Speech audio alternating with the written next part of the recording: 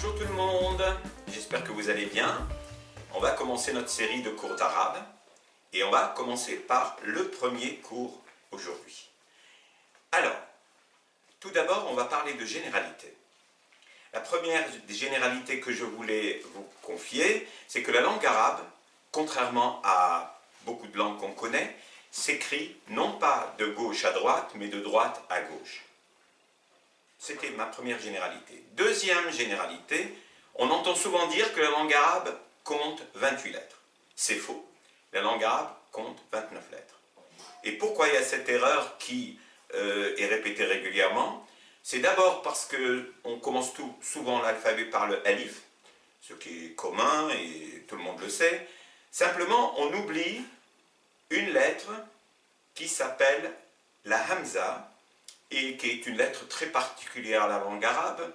C'est comme une attaque vocalique, comme quand vous avez le hoquet. Et cette lettre se prononce E. Et je pense que la raison de l'erreur, et la raison aussi du fait qu'elle n'est souvent pas mentionnée dans l'alphabet, c'est qu'elle ressemble à une autre lettre. En fait, elle a un support qui est une autre lettre. Donc cette autre lettre s'appelle le alif. Et souvent, la hamza, que vous trouvez souvent sur des supports, elle a comme support le alif. C'est peut-être pour cette raison. La généralité suivante est que la langue arabe donc, compte 29 lettres, comme on vient de le dire, qui sont réparties comme suite. Elle compte 26 consonnes, plus 2 consonnes et voyelles en même temps, 2 lettres donc qui sont à la fois consonnes et voyelles selon leur position dans le mot, et une dernière lettre qui est le alif, qui est une pure longue voyelle. Donc, nous avons 26 consonnes, je répète, 26 consonnes, 2 lettres qui sont des consonnes et des longues voyelles en même temps, et une dernière lettre qui s'appelle le alif et qui est une longue voyelle pure. Donc, avec ces 29 lettres, la langue arabe peut faire 31 sons. Pourquoi 31 sons? Car vous avez les 29 lettres, plus les 2 lettres qui ont 2 sons, donc ça fait 31 sons. Et l'autre généralité que je voulais relever avec vous, c'est que la langue arabe n'a pas dans l'alphabet de courtes voyelles. Elle en a 3 de courtes voyelles, mais ce ne sont pas des lettres, ce sont des signes.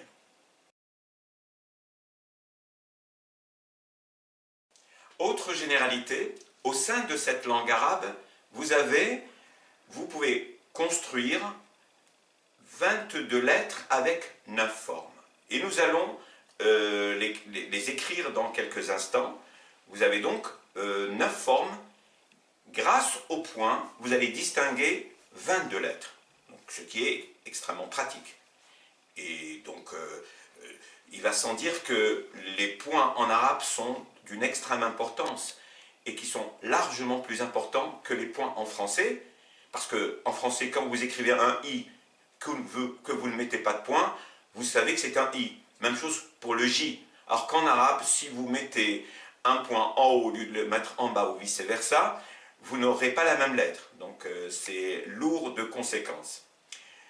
Autre généralité concernant l'alphabet arabe, c'est que la langue arabe renferme 5 paires de lettres. 5 paires de lettres, pourquoi je parle de paires de lettres? C'est parce que ces 5 paires de lettres ont une lettre emphatique, s'oppose entre emphatique et non emphatique. Emphatique prononcée avec une voix grave et non emphatique prononcée avec une voix normale. Et donc, je peux vous les citer tout de suite. Vous avez la lettre sin, le s, qui s'oppose avec le sod, le so.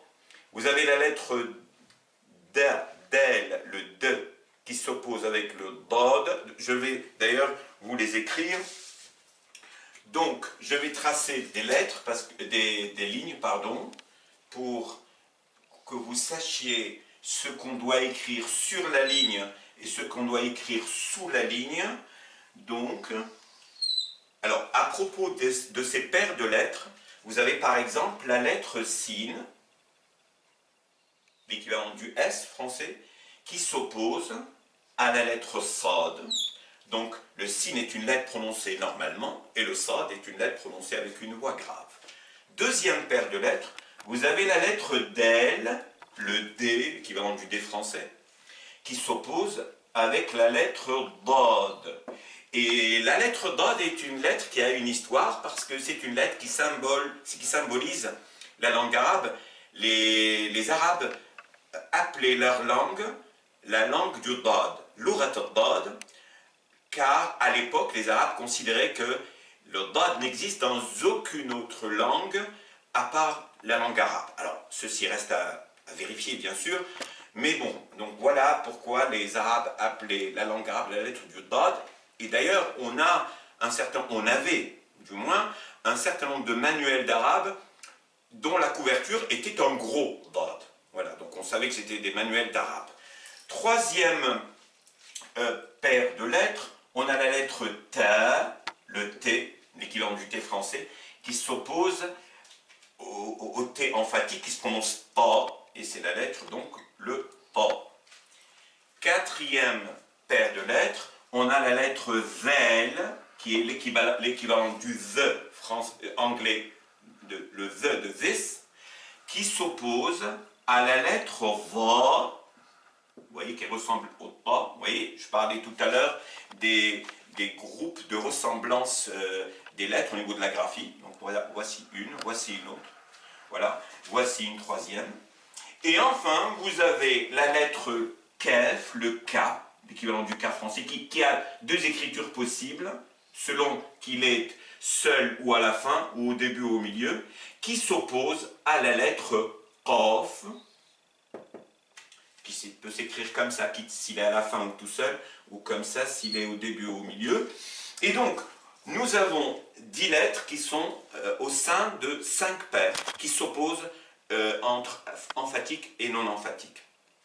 Et on peut dire que la langue arabe, que la beauté de la langue arabe vient en partie de cette opposition, de ces deux oppositions entre les voyelles, entre les consonnes emphatiques et les consonnes non emphatiques. Cette opposition donne une beauté à la langue arabe. Vous voyez, s, so, d, bo, t, po, v, vo, que, ko. Et aussi l'opposition entre voyelles longues et voyelles brèves. Vous avez des lettres donc, qui s'opposent entre a, voyelle courte, et le alif, ou, petite voyelle courte, ou, i. Donc, ces outils sont des outils techniques. Ce ne sont pas des outils, ce ne sont pas des accents qui sont loin de l'alphabet, non, c'est des outils techniques qui nous prouvent qui nous donnent cette impression de la beauté de la langue arabe, de ce va-et-vient entre emphatique, non emphatique et voyelle longue, voyelle brève. Récapitulons à présent tout ce qu'on vient de dire. Donc, nous avons d'abord parlé de l'écriture arabe qui passait de droite à gauche. Donc ça, c'était le premier point. Deuxième point, nous avons parlé des 29 lettres de l'alphabet. Et on a dit que souvent les gens parlaient de 28 lettres, ce qui est faux. Ils oublient la hamza. Troisième point, on a parlé qu'il y avait donc, parmi ces 29 lettres, qu'il y avait 5 paires de lettres, donc ça fait 10 lettres, 5 emphatiques, 5 non emphatiques. Et quatrième point dont on a parlé, on a dit que la langue arabe contenait 29 lettres qui se répartissaient comme suit. Qu'il y avait 26 consonnes pures, plus 2 lettres qui sont à la fois consonnes et longues voyelles selon leur position dans le mot, donc ça nous fait 28, plus une lettre qui est strictement longue voyelle, qui s'appelle le alif. Nous avons aussi dit que parmi ces 29 lettres, il y a 22 lettres qui s'écrivent de la même manière et qui ne sont distinguées que par des points. Nous allons voir ça. Donc, si on considère que les 22 lettres se ressemblent, du coup, sur 29, il restera uniquement 7 lettres qui seront particulières et qui s'écriront de manière, on va dire, inédite.